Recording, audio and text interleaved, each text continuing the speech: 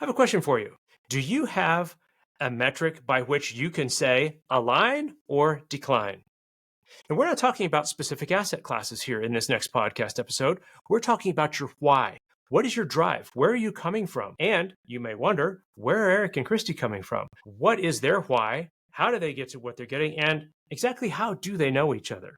We're going to answer that and a lot more questions in the next episode of the Real Estate Pessimist podcast. The good, the bad, and the truth about real estate investing and life. Welcome to the Real Estate Pessimist podcast, where we tell the good, the bad, and the truth about real estate investing.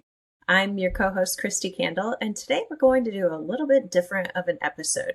We're going to tell you how the heck we became co-hosts on this show, what drew us together, and more about our backgrounds and our why for doing this. Yeah, I'm the other part of the Real Estate Pessimist podcast. And as Kristi likes to tease just a little bit, maybe more the pessimist part. I might tell people I'm more the optimist, you're more the pessimist, and we kind of be in the middle. Although I do normally caveat it by saying that you are actually a realist. Yeah, and I think that we're kind of joking about this, but it's also true. And that is one of the main things that led us to this podcast. It led this podcast to exist. We get the question from people. It's like, who are you guys? And like, how do you like relate and what's going on? So the short story there is that we both joined the Better Life Tribe. It's a Brandon Turner's mastermind. We were both in it for quite a while. And there's a lot of people. I think around 1,200 or so last time I saw something. At the moment, I'm not in the tribe, but I have nothing but love for the people who are. But that's where we met. You know, among 1,200 people, especially in a virtual community, it's like, well, how do you connect with anybody? How does that get real? But it does. You can kind of tell who's in there and why they're in there.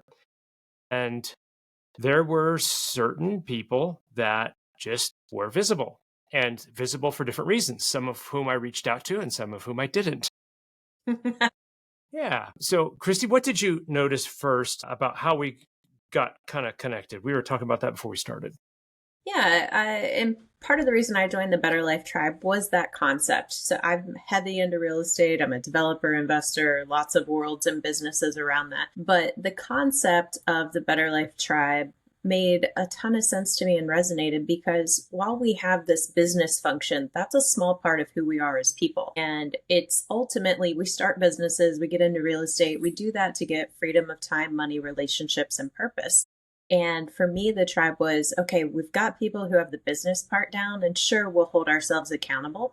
But what about the people who want a well-rounded life and full of purpose? And we all have our own things that bring us to that point. So yeah, and looking at the posts, I remember coming into the tribe with my intention being, I want to give and share with as many people as possible and to help and just to really create a community feeling, even though it is virtual. Because if you go into other forums, someone will post a question and everyone will go, you're stupid and here's 20 reasons why. And when BLT first started, people would post a question and instead of coming in going, you're stupid, people would thoughtfully respond and go, you know, that's a very real perspective or a concern. And here's ways that I've mitigated it just from a very thoughtful approach and heartfelt approach. And for me, there was a handful of people that really stood out who were constantly giving and sharing and helping guide people along. And Erik was one of them. And you could just tell in the tone and how he responded and the thoughtfulness and the details that this was someone who really cared. From that, it just drew me in to go, wait, who's this Erik guy? I got to meet him more. We need to talk.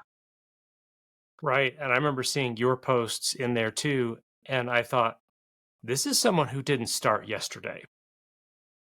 You had life experience to bring to these things and were offering people value. And this is really important because this is offering value in a context where there was no reciprocal thing. It's not like you got paid a nickel every time you helped somebody. Kristi's comments were just in there and there were a lot of them. Not to everything. And I appreciate that too, because she wasn't just spamming everything. I'm like, okay, here's somebody who's responding to certain things And we just got to be in contact and corresponded and worked together on various little things within the tribe. And then one day we found each other's, I think, sense of humor and a little bit of sassiness, maybe would be the better way to Yeah, put it. yeah. And she was okay with it. She owned it. She's like, yep. And I've had a lifetime of feeling like maybe I'm just a quarter step out of the mainstream. I'm marching. But my own beat sounds a little bit different maybe than those around me. And I recognize that in Kristi too.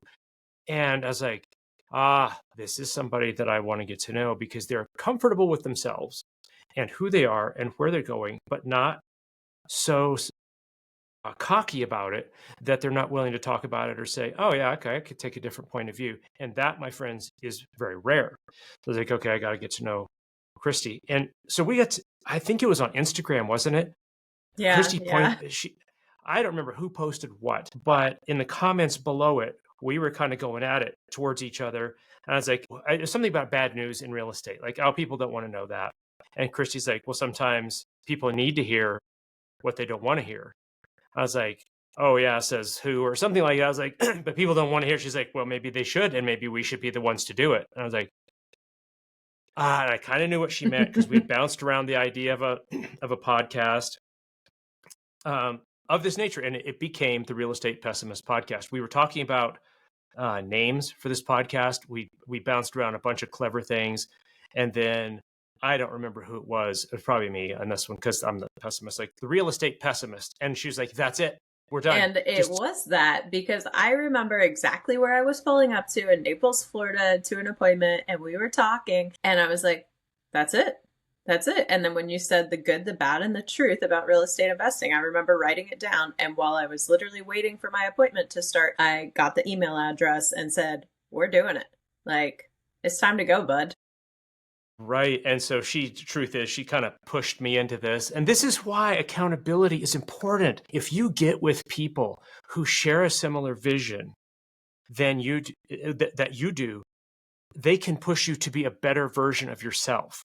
This is what accountability is about. This is what community is about. This is why we joined the tribe. This is one of the reasons we still do the podcast. We do it for our listeners and we do it for our guests, but also we do it for each other. I mean, we enjoy this. It's fun. It's a little bit therapeutic. We joke about because stuff happens. And it's so nice to know that there's somebody to walk along with you and it's just not going to judge you. Because like she said, I have a lot of wonderful people on social media feeds, right?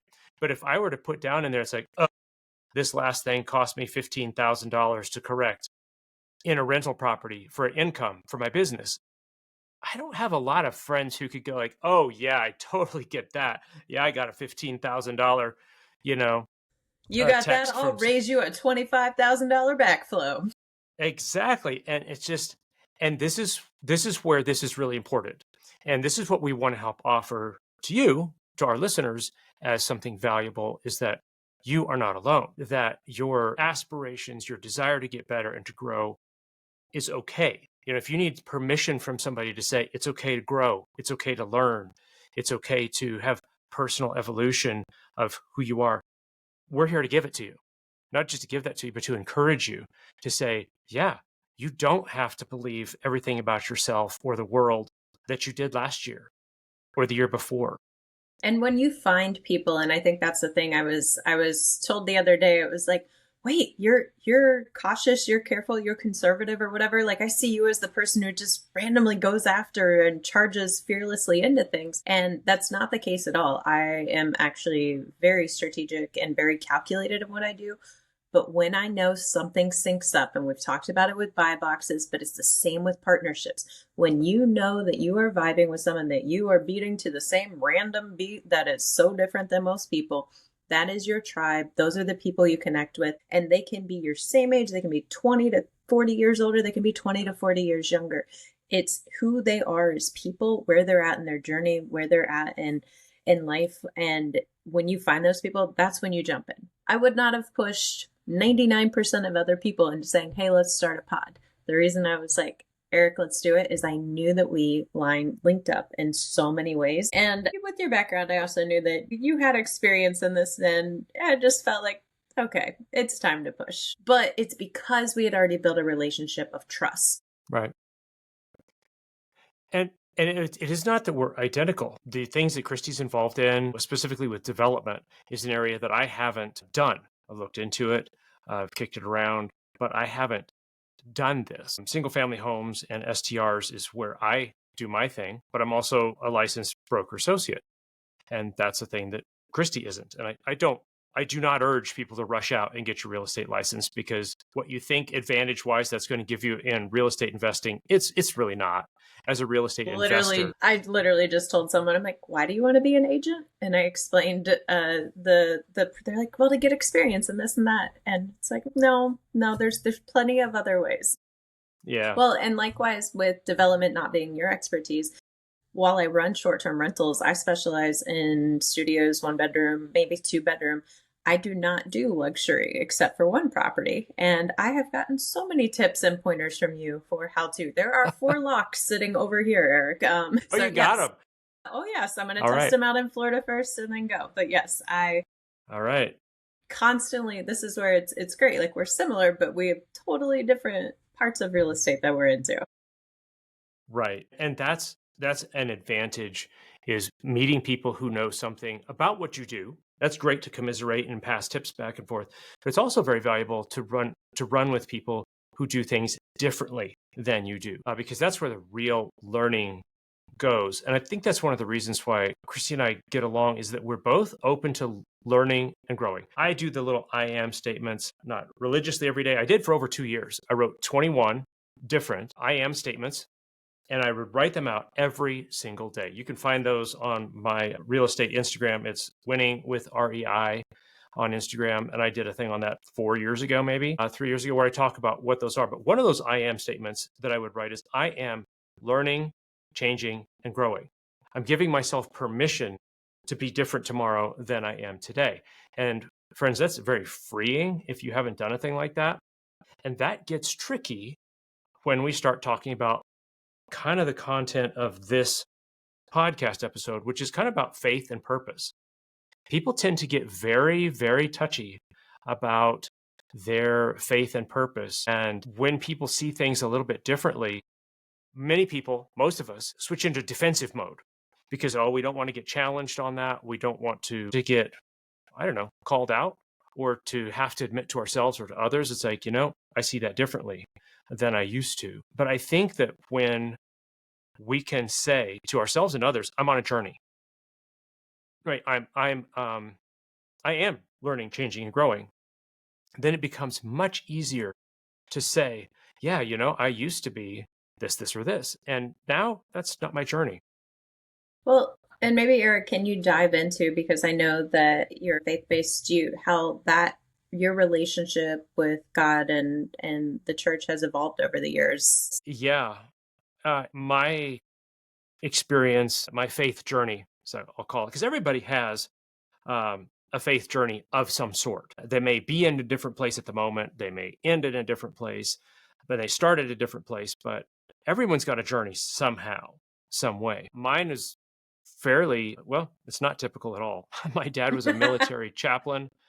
Yeah, so he's a chaplain and in the Army, in the US Army. And so I traveled all over the country as a kid. And I got to see, I mean, we lived in, well, let's see, the Northwest and the Southeast and the Northeast and the Southwest and the Middle and Hawaii and Alaska. And I've lived overseas. So really, I got to see a lot of things and a lot of people. And one of the most, I say, educational experiences that I had was when I lived in New York City.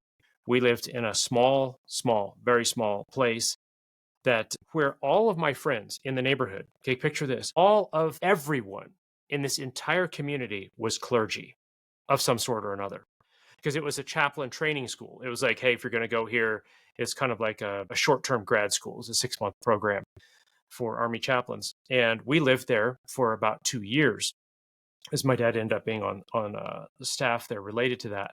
And so every 6 months, all of my friends would change. Everyone in the entire neighborhood would move out, and a whole bunch of new people would move in. And so everyone was the children of different clergy. And so I grew up just, it's normal. Here's the Baptist kid. Here's the Lutheran kid. There's the priest who lives down there. He doesn't have any kids. And then we've got the Mormon kids, the LDS. We've got the rabbi, down the way. And I just grew up like, that's normal. And so I kind of got out of the feeling threatened by being in my little bubble way back before I knew that that was a thing. And so the us and them And narrative when you that's say threatened in the bubble, just to clarify, you just mean because I grew up in a very like, this is our religion, this is it, all the other religions are wrong. So when you mean bubble, right. That's what I'm talking about. Like, this is the way, and any other way is heresy, and they're probably bad people, and we should avoid that. And let's not think about that. Let's not talk about that. Let's just focus on our way. And I learned, wow, there's a lot of really awesome people that call themselves, identify as different denominations. And also, as I matured, there are some real jerks in in any given denomination or faith group. And so I kind of saw this earlier, and I carried that forward to say I'm going to keep a little bit more open mind about things. I mean, I had friends who were Buddhist and Shinto and Catholic and LDS and Jewish, and I saw that in many cases people are they're seeking for something, and to be, I think, more at peace with the journey and not knowing everything. So that's a little bit of my background.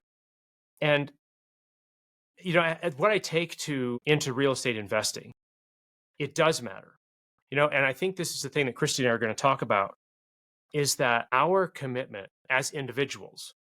Now, this is a little important, little fun fact here, is that we didn't know each other, 2 years ago, 2.5 years ago. We didn't know we existed. We have only met each other online like this, that's never met right. in We still person. haven't met in person yet. It's It feels like got, yeah. it's got to happen. And so if you're in a place and you're like, I just can't have any community, I don't have any, look, if you're listening to this podcast, you have an internet connection. I'm going to call you out and say there is no excuse for you to not have community. If you've got to pay for community in a mastermind, you know what? That's maybe what you need to do. There are forums, there are podcasts, you can reach out to people. You need community of some sort.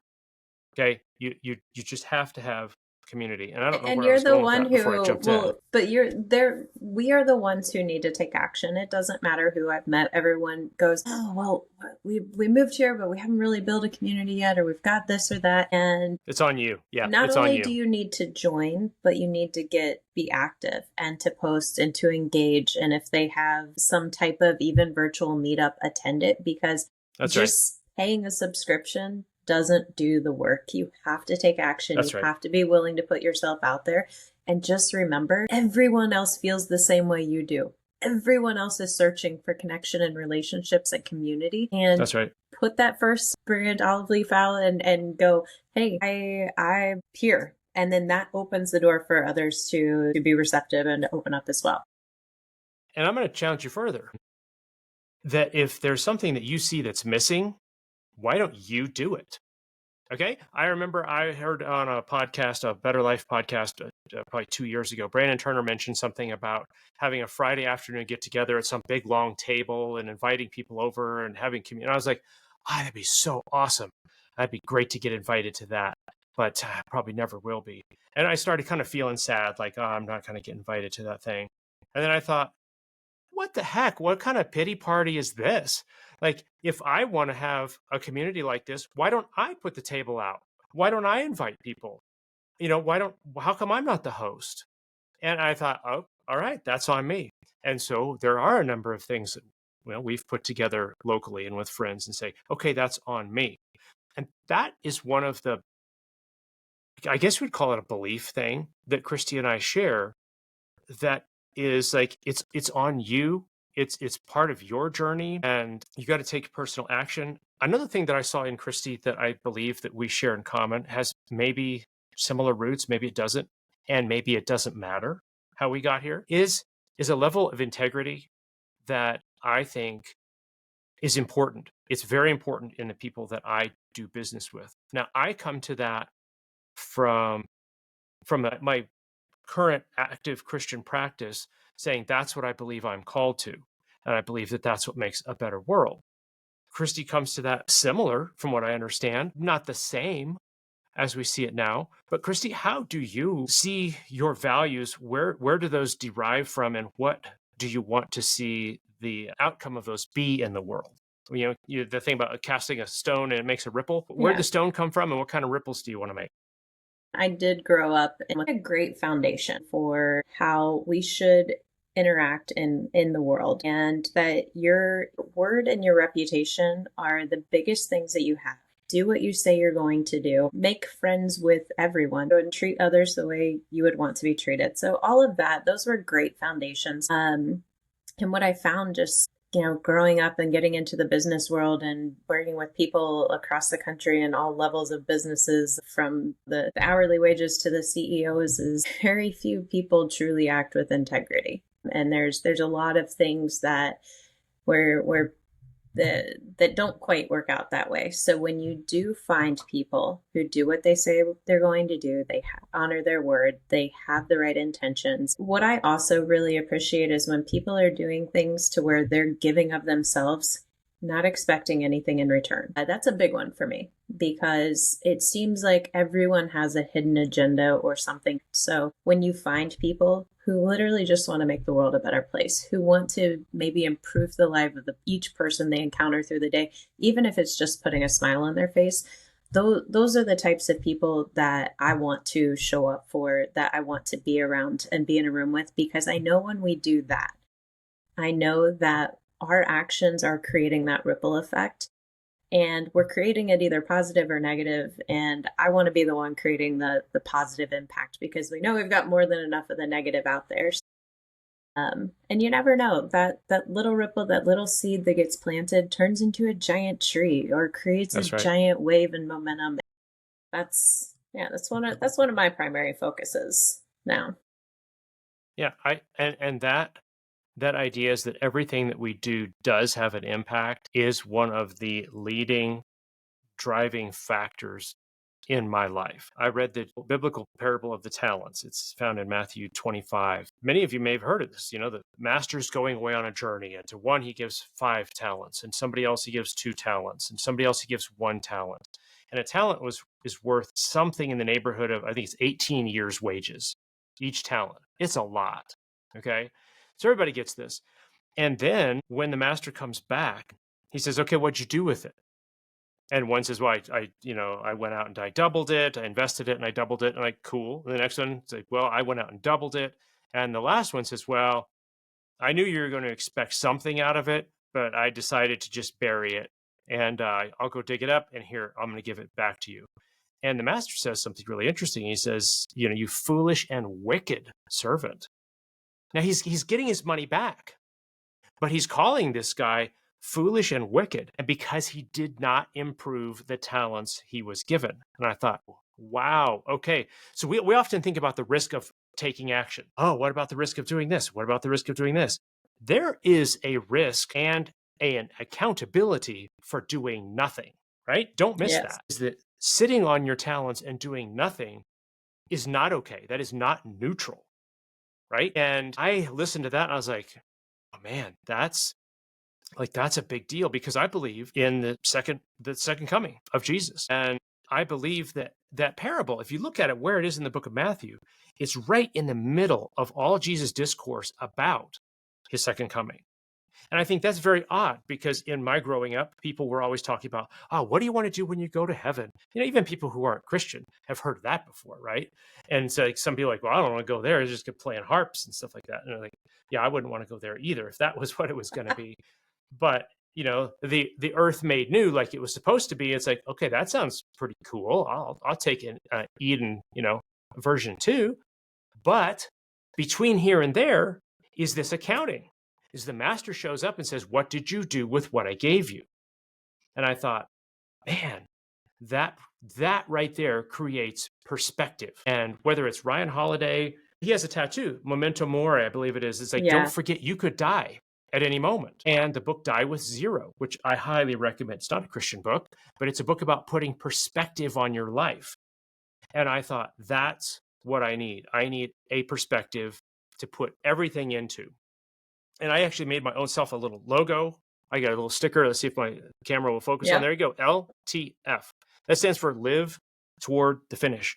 And it comes out of 2 Timothy 4:7, where Paul says, I've, among other things, he says, I finished the race.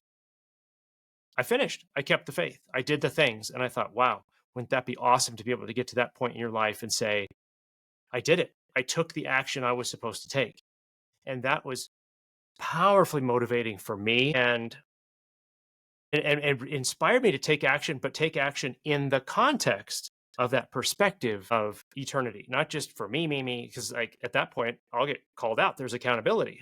It's like, oh, really? You spent all the talents on yourself? That was what I called you to do. And one day I remember my wife and I had been investing for a number of years. We'd kind of been doing the same thing, hadn't really taken what one would call bold steps, which you have to be careful when you do bold steps. I'm just here to tell you that. Listen to past episodes. But I thought, okay, I played the game Cash Flow, which was actually very, very formational in my real estate investing journey. Kiyosaki put that together. And I learned that this week, Kristi, that the book Cash Flow was basically written as a sales brochure for the game Cash Flow. Rich Dad, Poor Dad? Yeah, Rich Dad, Poor Dad was not written to be the blockbuster book it was.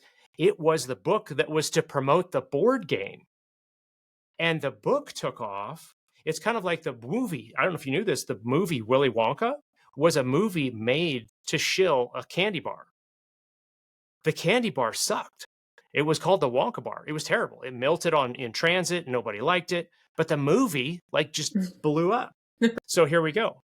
So Kiyosaki made the book Rich Dad Poor Dad, but that followed the game Cash Flow. And I played the game Cash Flow, totally changed my perspective of like, what does investing mean? So if you haven't played it, go Yeah, get the I board didn't even game know or play it about the online. game until you said, "Hey, there's a game that goes with this book that everyone has heard of." Like, what? There's a game? That sounds more fun. And it It sounds along the lines of Monopoly, and I absolutely, yeah. I mean, yeah, it's an outstanding way to get your head around what investing is and how money works. So I remember I played that game the first time. I was like, oh, okay, I get how this works. Then friends said, "You want to play it again?" I'm like, yes. Which, by the way, be warned, you need committed friends to do that. This is not a short game. wait, And so I shorter or played the longer than second Monopoly? Or about the same? on par. It can be Okay. shorter depending, Okay. but you learn way more. It is a learning game. So the second time I played the game, I was like, I see how this works. I get it. If this is how the game works, I'm going to be really aggressive. It's a game, right? And so I'm going to be super aggressive and I'm going to take all the risks. I'm going to do all the stuff. And I won the game, right? And it was a couple of years later, I thought, why is it that I'm aggressive in the game Cash Flow? Well, it's because you have, $500,000 bills and $100,000 bills and $50,000 bills, and they're pink and maroon and yellow, and it's play money.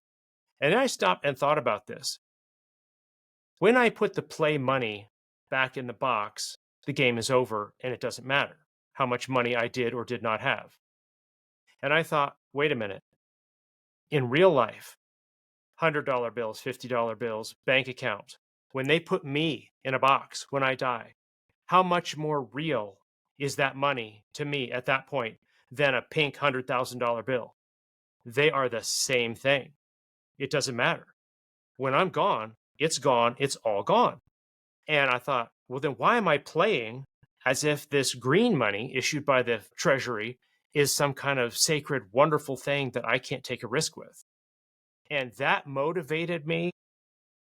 Wow. We're like, all right, this part, and this was part of our strategy and a very important part because it saved us from really capsizing, right? We said this part over here, we're not going to risk. We're going to keep this same. We're not going to gamble this. And this part over here, let's take a risk with this. Let's see what we can do. And both have paid off. And we've taken some losses, but both of those things paid off. And this is the reason why we're talking about this on a podcast about real estate, is because this is what motivated me. This is the fuel that goes into the engine that makes me go, all right, let's do this thing. Let's go. Because in the end, it's all play Can't money. take it with you. Can't take it with That's you. right. I'm a big fan along the same lines of saying that we all have a unique ability and gifts that become clear as you get older. You can see in the people around you, oh, that person has a unique ability in this realm. And if you have that, then God, the universe, Buddha, whatever energy that you feel is out there, you were given this gift, not to hoard to yourself, but to quite honestly share with the world and the people around you. And when I say share with the world, I'm not saying you need to go tell all 8 billion people, but you encounter how many people throughout every day.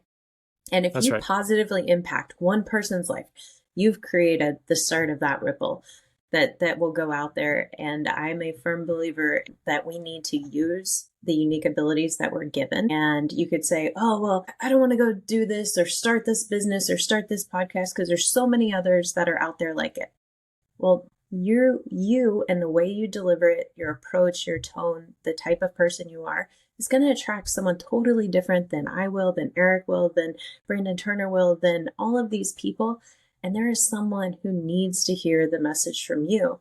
And you could go, well, I don't know what I'm supposed to say or to do. And I would say just start by being open and authentic and sharing your story, your experiences, because those are going to resonate with someone else who's a couple steps behind you, maybe a couple steps in front of you, and you'll realize that you're not in this whole journey alone. Because I personally want to get to the end.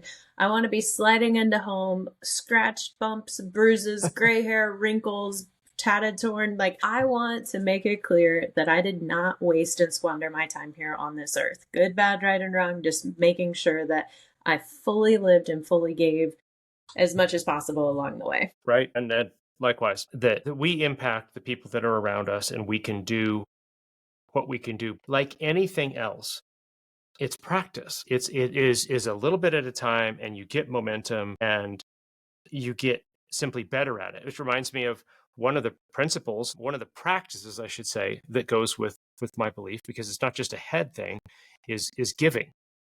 And my wife and I have tithed our whole lives, and tithed plus. Tithes just means a 10%. And we give some of that to Christian organizations, and we give some of that to um, other organizations that we believe are simply making the world and other people's lives in it better, with no payback on that. There's no chance for return on that investment. It is not a cast your bread upon the waters and it'll come back to you with compound interest. Like, I find personally, um, I'll go out on a limb here, and I do not believe that the prosperity gospel is healthy or real, and it's certainly not biblical. Because you look at the people, are there rich people in the Bible? Absolutely. Was that what everyone is called to? Also, absolutely not. But we're called to be faithful with whatever we have. Wealthy, not wealthy. To what Kristi just said, you've got some talent that's yours. Well, what are you doing with it?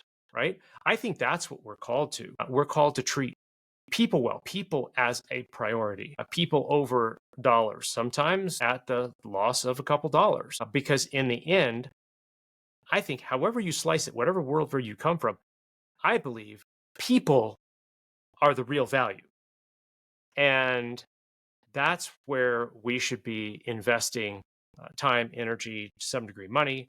And I'll say this about giving, that if you aspire to give and you want to give, but you're like, well, I can't give until I'm wealthy, until I'm comfortably wealthy. Okay, I can hear Kristi laughing, and that's because there isn't a point at which you will say, I am adequately and comfortably wealthy. Because there's always somebody with a bigger car or a bigger house or more doors or a faster airplane or a bigger island or whatever it is. And so practice giving now. If your thing is like, I don't really know what to give to, but I love cats and dogs, fine. Find a pet rescue and help out there. Heck, even do something Whatever. as simple as you're going through the coffee shop drive-through or you're in line paying for something, leave an extra $20 or something and say, I'm paying for the person behind you. That ripple effect, the pay it forward, and how many lives will be impacted by that one action that you do. You may never feel or see the outcome, but it happened and it was there. Absolutely. Absolutely. I think that there's a lot of baggage that comes with Christians and money. Most of it's bad baggage. all honest with you. Some are saying, well, okay, so in the Bible it says the love of money is the root of all evil. It's not all kinds of evil. That's what it is. The love of money is the root of all kinds of evil. It's like, well, it's not the money itself. Okay, we agree. But then people are like, but I love what money buys me. And I'll put that, that my goal is all the stuff I could buy with all the money that I get. I'm like, that's really not that different. I believe the journey is who we become. It's not all the stuff we get. I've had opportunity to go and see some of these Egypt displays, right? Of the kings of Egypt, and they've got their gold death masks. I'm like, the person inside that mummy in there is just as dead as somebody who does not have a golden mask trimmed in turquoise, right? Mm-hmm. I'm the one who gets to look at the gold, not that Egyptian who died, thousands and thousands of years ago. And so in that sense, we're all the same here. And so to me, also that prosperity gospel kind of tends towards a quid pro quo thing, like, well, God, I'll do this for you if you do this for me. And as we look back, especially at the people who started with the first members of the Christian church, the disciples, and that early Christian church that we see in Acts, the people who had money were giving it all away. Essentially, that's the story we get with money. And the rest of them pretty much died poor and martyrs. It does not fit the current televangelist kind of system of how we're supposed to be running stuff. And I think one of the other things, Kristi, that bothers me a little bit about a Christian background is that there is almost no preparation for the way the world works. Mm-hmm. It's kind of like money can be bad, so stay away from that.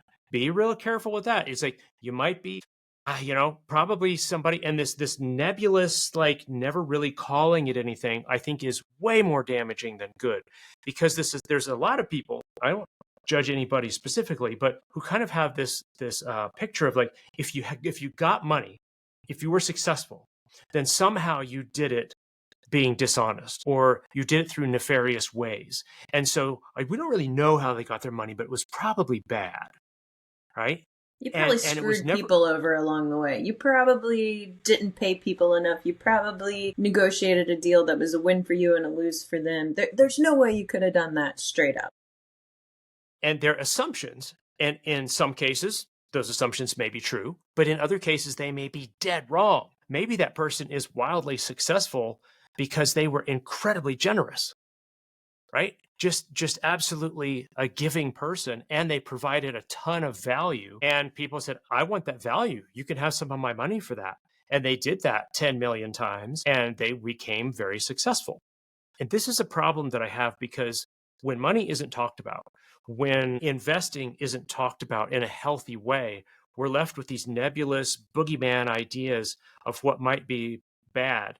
But if I were to tell you somebody bought a really crummy rundown house that was so bad that nobody could get a loan on it, and so nobody, unless they had cash, can buy this crummy home. And someone who has enough cash to buy that home is not going to live in a crummy home like that. So what's happening now? We have a crummy home that sits in a neighborhood doing nothing. Well, comes along somebody and they buy that house and they fix that house up and they sell it, if they're an investor, hopefully for more than they bought it for, right? Suppose they sell it and they bought it for 100,000, they put in 100,000, and they sell it for 250. After taxes and expenses, maybe they walk away with, I don't know, $20,000. Well, some people would say, oh, that's so bad. That's so greedy of them. But wait. Somebody else was able to buy that house and pay it off on a 30-year mortgage by paying, I don't know, $1,200 a month, instead of having to plop down 100,000 to buy the house and 100,000 to rehab that, which they didn't have. Now they get to live in a nice house that is financeable by a bank, and they get to do that for maybe 5% down and $1,200 a month. Well, they've just made the person who fixed that house up just created value. And this was part of my background, not faulting anyone, but it wasn't there. This was never explained to me, the way the world works, the way the economy works. It's like I learned in physics. It's like the speed of a falling object accelerates at 9.8 meters per second squared until it reaches terminal velocity. Because why? Because that's the laws of physics. That's how physics works. But nobody explained to me this is how finance works. This is how compound interest works. This is how How our world taxes works. work. Exactly. And friends, you don't have to like the rules. You don't have to like the person who's teaching you the rules. You don't have to like, well, I don't like their philosophy on stuff. We've gotten so messed up nowadays. It's like, well, if I don't like that person as an individual, I can't buy a product that they help take to market or whatever, right? Or We I'm can't going to go separate blow those their things. vehicle up. Oh man, we did a podcast about that. Or not about that, but it was featured in there, right? It's just like, okay, so this is, I believe it's a biblical concept. It's a sowing and reaping world. There are just things the way this world works. And if you learn that and you can use those tools in an ethical and honest way, I think it's your responsibility to do that. Okay, so running on that line and knowing that we both invest in real estate, do you think that you were called to do real estate, Erik? No, no, I don't. I think I kind of fell into it and then I fell in love with it. And there's a lot of reasons why I got into it almost by accident. My business as a photographer was just crumbling in 2010. Like I didn't have any work, but I had just played the game cash flow. I had friends who bought 10 homes in Western Nebraska for virtually no money down. I don't think they put out more than $40,000 total to buy all 10 homes. And I think it was less than that. And I thought, what? That's a thing?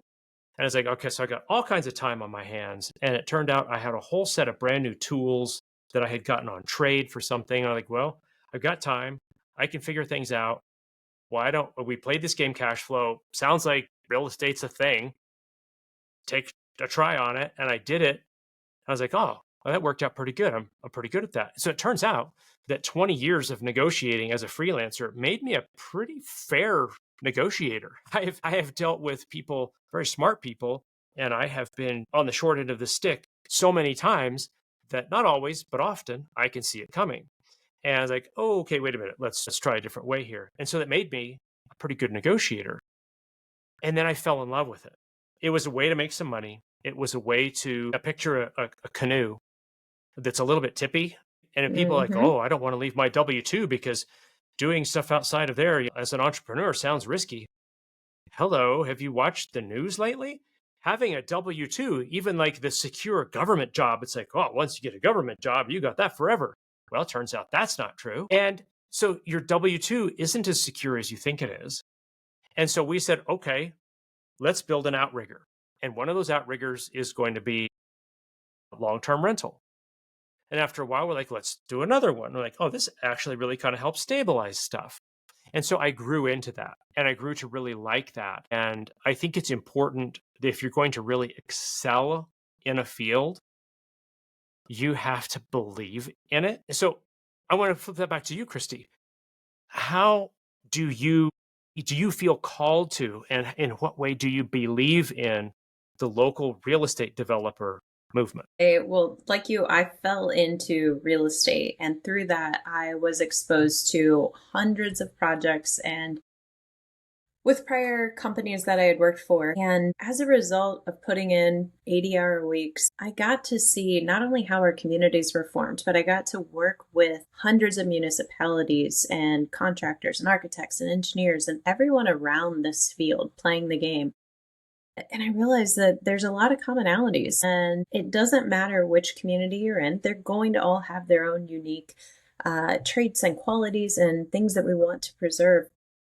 But we all have the same core. Every planning commission and city council I would meet at and go to, and you would hear people talk about their community and so passionately talk about it, just validated and triggered something inside of me that we all have this longing for belonging and community and relationship and connection. And I've had the unique experience to be able to do what most people haven't, with doing hundreds of developments across the country, to have that exposure. And I just know without a shadow of a doubt that when we empower our locals to become the change makers in the community, where our locals are the ones who are repurposing our aging buildings or taking those vacant lots and creating the spaces that we need for the businesses that we have today, for the places that we want to spend time today, for the places where we sleep at night. When our locals are building those, and then our locals are operating the businesses inside of those, And then we come together as a community, and that's where we're spending our time and money,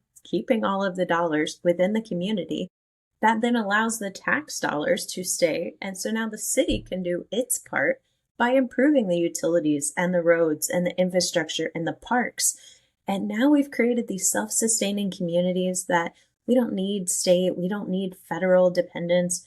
We have created a tight, closely knit community.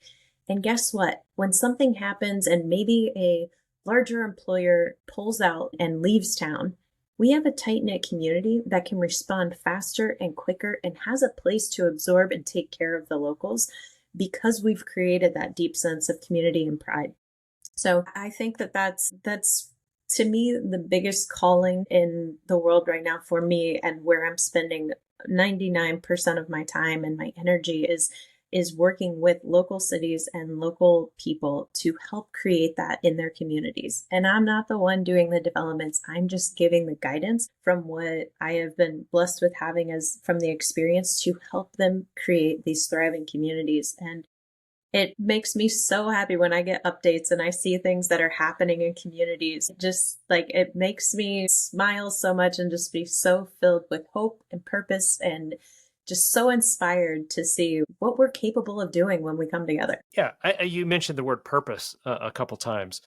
And I don't know, I'm just going to mention this. Kristi doesn't know I'm going to throw this out there, but Kristi has a course in a community on how you can become that local developer.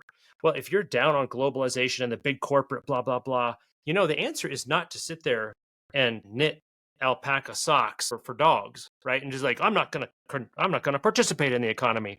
It's like, no, the way to participate in the economy is to get involved locally. Because if you've got a strong, local, thriving community, not only is that a great place for you to live, it's a great place for other people to live. It's great for the economy.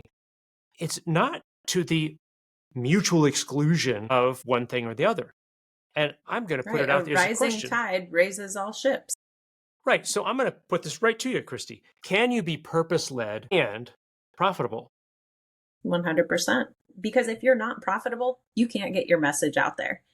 So Yeah, you you don't have to exist. be right. You can't exist, but there's a difference in gouging someone and charging someone a reasonable number, get the same result. Yeah, you should be profitable, because the more profit that any business or any person can make means the more that you can give and put back into your community, put back into your neighbors, put back into doing more good, and just keep that flywheel growing and evolving. Right. And I think one of the things that happens also as most businesses grow, that I know of anyways, is that they involve and hire other people. Mm-hmm. It's like as a business becomes more successful, they bring other people in and help them become more successful. And they in turn can help others be more successful. And that is a level of making the world better that is not dependent on the actions of someone else's, generosity Mm-hmm. of what they do. And that's what I talk about when there's people who flip houses. Not only are they the closest person to becoming a developer and revitalizing a building or taking vacant land and building it, but instead of flipping one house and impacting one family, now they're taking a commercial property and now they're creating a space for, I don't know, let's say a couple businesses, and maybe above it there's a couple apartments. So now they've helped create spaces for entrepreneurs and people to start and run businesses who need employees. So now they're creating jobs, and now they've created housing above for people to sleep, and they've created property management and handyman and contractor roles. So now instead of flipping one house and impacting one family, you're impacting what, 50 to 100 lives by repurposing one building or building one structure? Like what? What kind of an awesome ripple effect and impact is that? Yeah. And this is why we're doing this episode, is talking about your why, is knowing what you want to accomplish. We all got to, pay the bills because they're all out of, I've tried going to the grocery store and paying it with love, but man, they just want money every single time.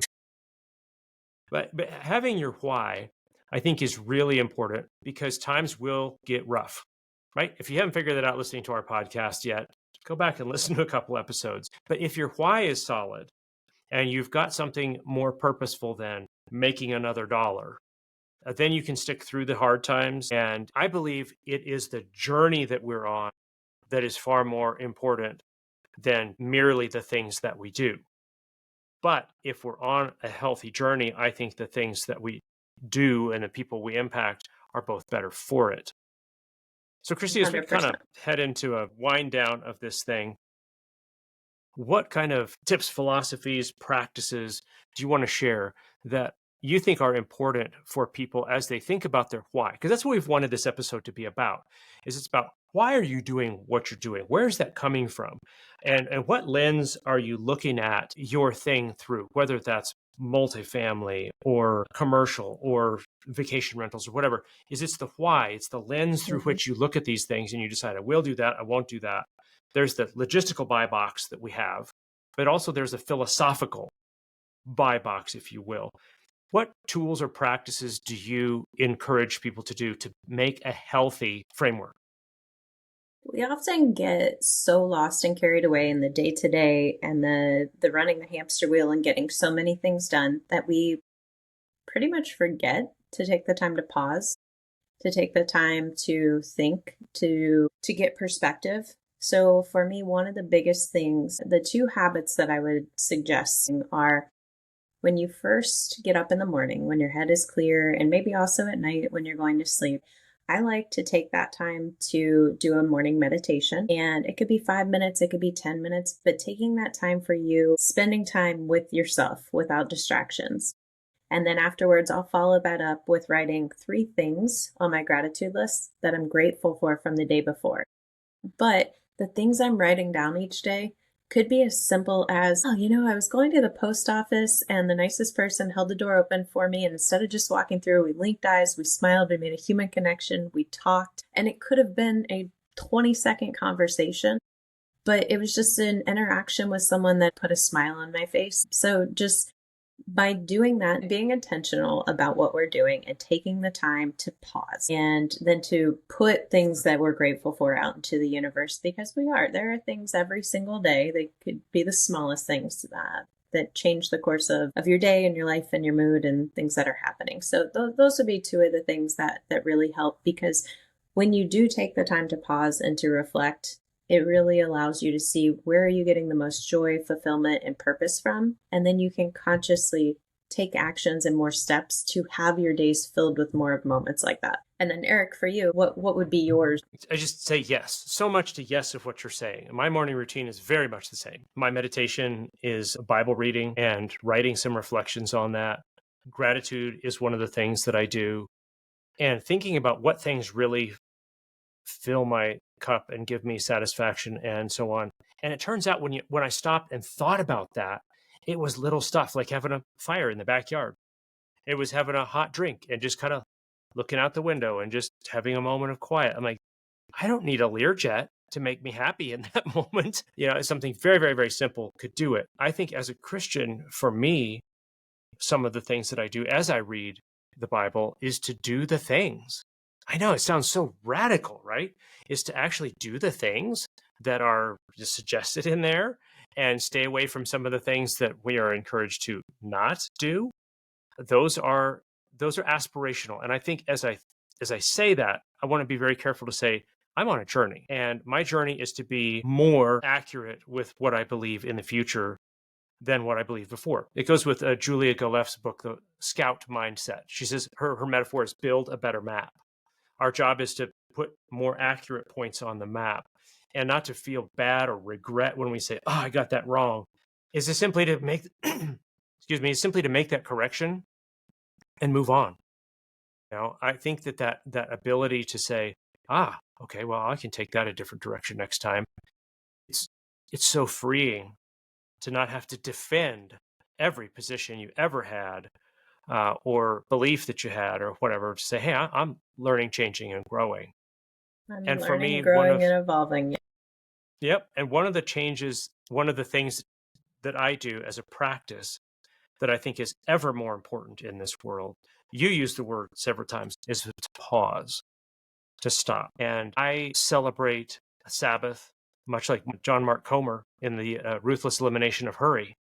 I think he does a better job of it than I do. Honestly, I read that book. I'm like, oh man, this guy's got some really good practices here. And again, that goes to like, oh wow, I could get better at that. I can move forward with this. But a stopping and a pausing and giving myself pace, because this world is just nonstop. And I think to be able to step back and ask yourself, and I hope you do as listeners, ask yourself, what is my why? Why am I doing what I'm doing? And am I doing things that are not aligned with what my core integrity is?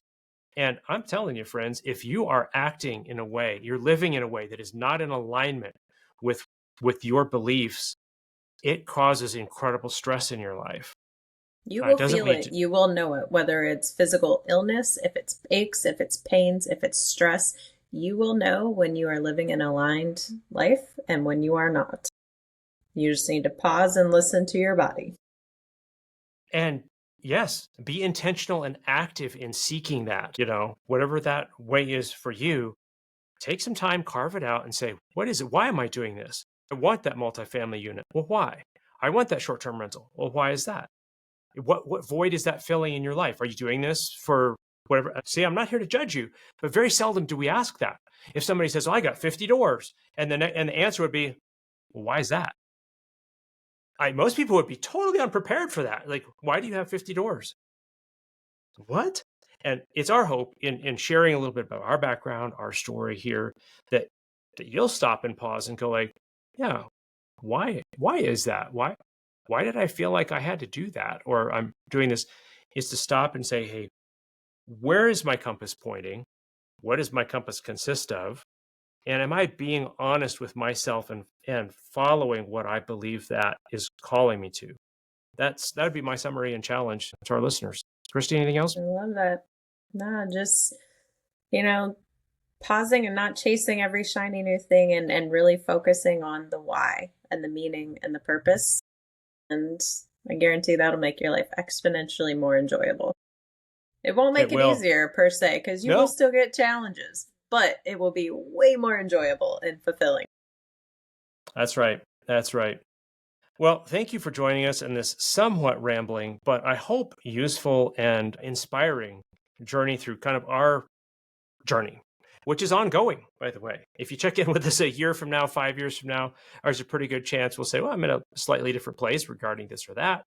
But that's okay. It's a journey, and we hope that you continue the journey with us on the Real Estate Pessimist podcast, where we talk about the good, the bad, and the truth about real estate investing and our search for that in the rest of our lives as well. Thank you for joining us.